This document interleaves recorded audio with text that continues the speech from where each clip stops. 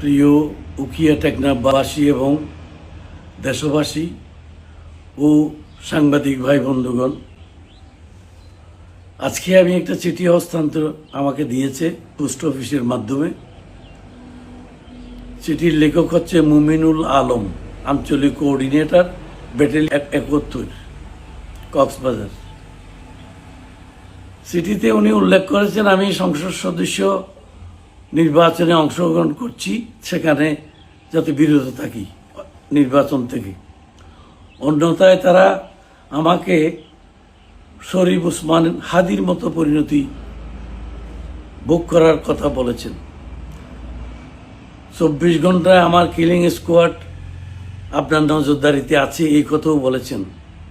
আমি এটা উখিয়া থানাতে জিডি করেছি এবং এটি খবর প্রকাশ হওয়ার সাথে সাথে ঢাকা থেকে আমাদের মাননীয় চেয়ারম্যান তারেক রহমান সাহেব আমাকে টেলিফোন করে খোঁজখবর নিয়েছেন এবং আমাকে তিনি সাহস দিয়েছেন।